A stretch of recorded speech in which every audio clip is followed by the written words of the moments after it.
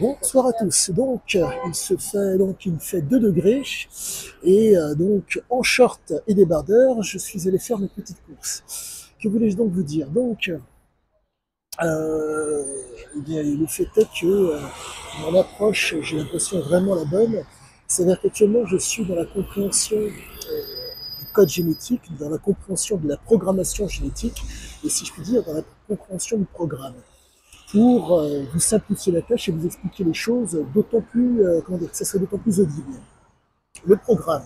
Vous avez des activités à faire pour que votre journée soit bonne ou pas. La programmation, elle est fonction, entre guillemets, de votre capacité à pouvoir faire les choses. En un mot, 2 bras, 2 jambes, une tête. Il s'avère que nous avons au niveau donc du front, pardonnez-moi, au niveau de la tête, donc une conscience, un inconscient, et certes un bulbe rachidien qui est relié donc au corps, qui fait que nous sommes en mesure d'agir de telle et telle façon. Donc, tous ces éléments mis bout à bout permettent de faire plus ou moins un programme, en tout cas une programmation. Cette programmation n'est pas de votre fait. Vos ancêtres vous ont donné donc des circuits cérébraux et des circuits véno-circulatoires au niveau du corps pour fonctionner. Mais votre environnement fait que vous allez vous programmer. En un mot, pour peu que vous soyez dans un milieu hostile et sous tension, vous serez donc peut-être amené à devoir être dans l'agressivité. Et force est de constater que euh, cette programmation n'est pas de votre fait. Par contre, le programme est de votre, si je puis dire, va être de votre fait. Je vais essayer de vulgariser au maximum pour me faire comprendre. Vous avez donc les gènes, vous avez donc le programme d'entraînement, et vous avez d'une certaine façon, je puis dire, l'alimentation, ou la canne pour certains. Il s'avère que si on fait le parallèle avec, pardonnez-moi, si on fait le parallèle avec misère, avec les éléments que je vous ai donnés, qui sont donc le code génétique. Le code génétique, actuellement, en laboratoire, on est en mesure de jouer dessus. La programmation génétique, le fait que vous ayez 2 bras, 2 jambes, une tête, au niveau vélo-circulatoire,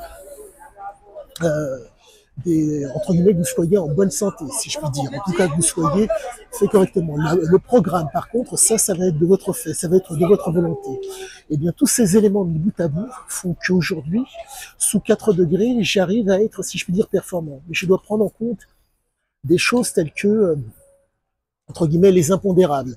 Il faut comprendre que le froid demande énormément, comment dire, sollicite le corps de telle façon qu'il faut, pardonnez-moi, il faut à tout prix que le corps se maintienne à 37 degrés.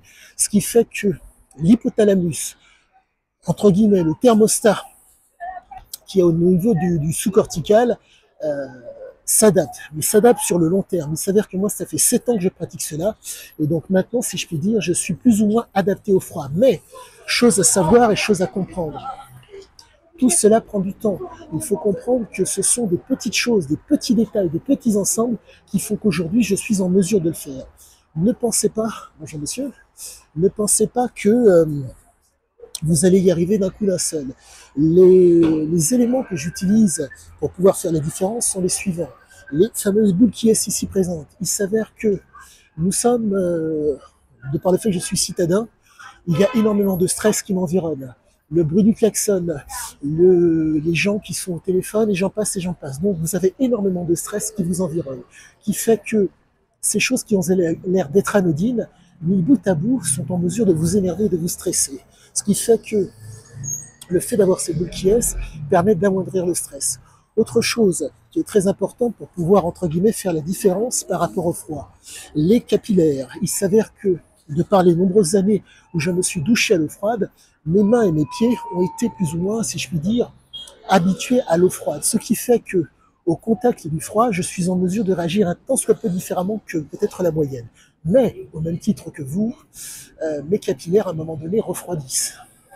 Ce qui fait qu'ils vont mettre énormément de temps pour, parfois, pour pouvoir se remettre, en tout cas, du temps pour pouvoir revenir, entre guillemets, à la normale. Donc, il est nécessaire de faire des mouvements, si je puis dire, de va-et-vient entre vos poches, pardonnez-moi, entre vos poches et, euh, et l'extérieur peuvent maintenir vos capillaires à une certaine température. Quoi qu'il en soit, tout ce dont je vous parle n'est absolument, il n'y a absolument rien d'extraordinaire. Ce n'est que de la physiologie et de la neurobiologie. Toute personne qui cherche à s'instruire et à comprendre peut faire mieux, je dirais, peut-être mieux que moi. Le fait est que j'ai fait l'effort d'essayer de commander à la nature pour pouvoir y arriver. Et aujourd'hui, je suis d'autant plus capable de faire la différence par rapport à bon nombre de gens. Quoi qu'il en soit, je vous souhaite une agréable fin de journée et je vous dis à bientôt à tous.